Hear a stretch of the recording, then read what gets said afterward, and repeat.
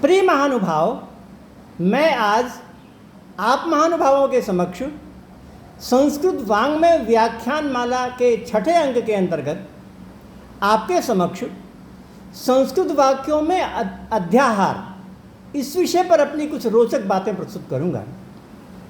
हम जानते हैं कि संस्कृत में विभिन्न वाक्यों के प्रयोग में कभी कभी कुछ शब्दों को समायोजित करना पड़ता है।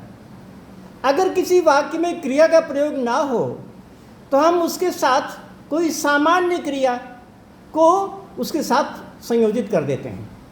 ऐसी दशा को अध्याहार कहा जाता है। इसी प्रकार से अगर किसी वाक्य में किसी कारक का प्रयोग न किया गया हो तो उस वाक्य से अन्वित रखने वाले किसी कारक को हम उसके साथ जोड़ देते हैं, समन्वित कर देते हैं, उसको भी अध्याहार कहा जाता है।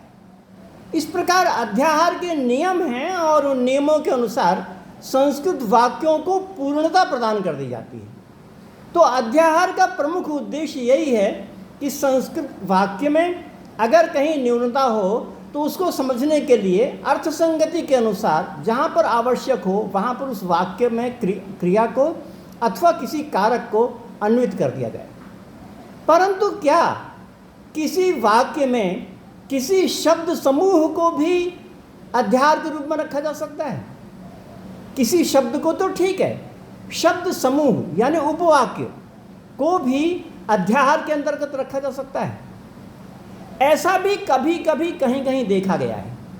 संस्कृत में यह शैली अथवा पद्धति है कि अगर ऐसी आवश्यकता हो तो ऐसा भी हो सकता है, और ऐसी दशा में ये बताना आवश्यक होता है कि यहाँ पर उस उपवाक्य को या शब्द समूह को अध्याहार के रूप में प्रस्तुत करने की आवश्यकता क्या है। इस प्रकार की परिस्थिति वेदों में भी आती है और संस्कृत वाङ्मय में भी आती है।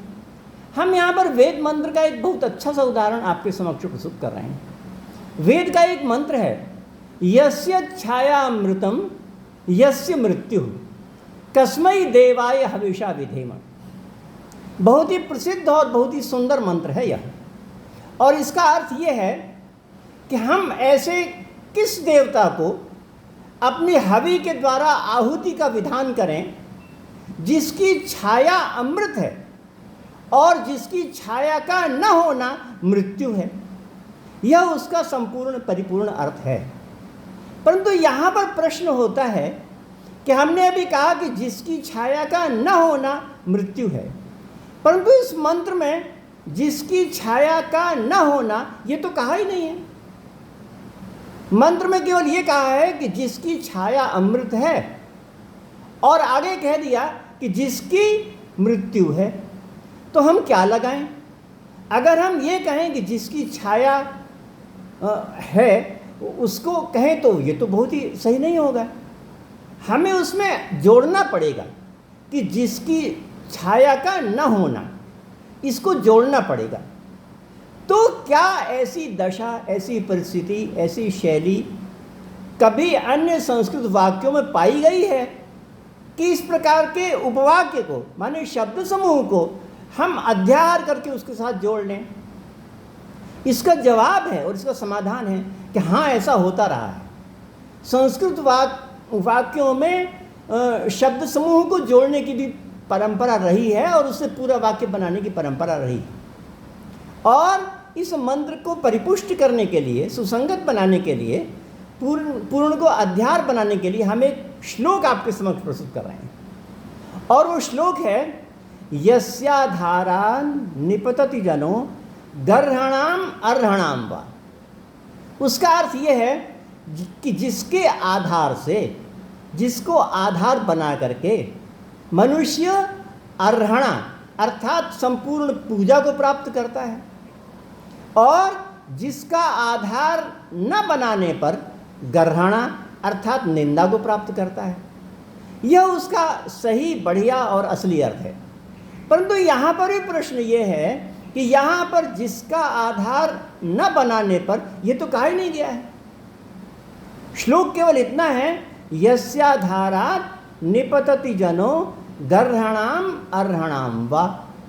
तो इसमें यस्याधारात् जनः अर्हणाम निपतति, जिसके आधार से मनुष्य अर्हणा माने पूजा को प्राप्त होता है। उसके पश्चात गर्हणाम, गर्हणा माने निंदा को प्राप्त होता है। तो यहाँ पर यस्याधारा तो नहीं कर सकते ना, यहाँ पर तो फिर वही अध्यार करना पड़ेगा कि जिसका आधार न होने पर मनुष्य गर्हणा को प्राप्त करता है। तो यहाँ पर ठीक वही बात आई है जो मंत्र में आई है। मंत्र में जो ये कहा है कि यस्य छाया मृदम यस्य मृत्यु, यहाँ पर जिस प्रकार से हमको शब्द समूह का अध्यार करना पड़ता है, ठीक इसी प्रकार से इस श्लोक में भी अध्यार करके यह अर्थ करना पड़ता है कि जिसके आधार को प्राप्त न होने पर मनुष्य गर्हणा अर्थात निंदा को प्राप्त करता है। इससे स्पष्ट हुआ कि यहाँ पर ये अध्याहार भी परम आवश्यक है और यह शास्त्र सम्मत है और यह संस्कृत की परंपरा के अनुरूप है। तो इस श्लोक को मैंने उदाहरण के रूप में इसलिए प्रस्तुत किया है कि वेद मंत्र में जो ये मंत्र कहा गया है और उसका जो ये अर्थ किया जाता है और शब्द समूह का अध्ययन किया जाता है वो बिल्कुल सही है, बिल्कुल समुचित है। इसको स्पष्ट करने के लिए मैंने कहा, महाभाष्य में एक वाक्य कहा कि उशीनरवन मद्रेषु यवाह संति न संति इति, अर्थात उशीनर के समान मद्र में यव जौ, इतना ही वाक्य में कहा है। उसके बाद कहा कि संति न संति यह हम अध्यार करते हैं।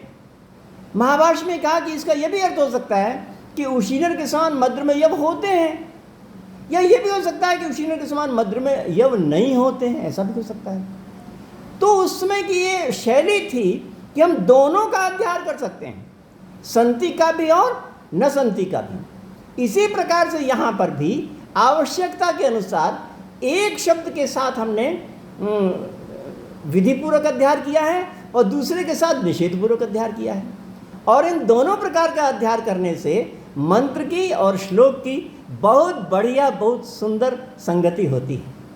तो मैंने आपके समक्ष आज यहाँ ये बात प्रस्तुत करने की व्याख्या की कि इस मंत्र में जो अध्यार के द्वारा वाक्य शब्द समूह है उसको हम किस प्रकार से अध्यार करते हुए एक मंत्र का बहुत बढ़िया, बहुत सुसंगत अर्थ निकाल सकते हैं।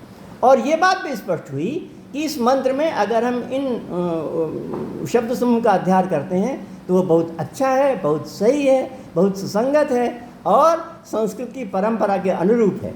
इस प्रकार हम इस सुंदर मंत्र की व्याख्या को भली प्रकार से समझने में समर्थ हो सकते हैं। और इसके पश्चात अन्य विषयों पर व्याख्या के लिए अन्य अंकों में बहुत धन्यवाद।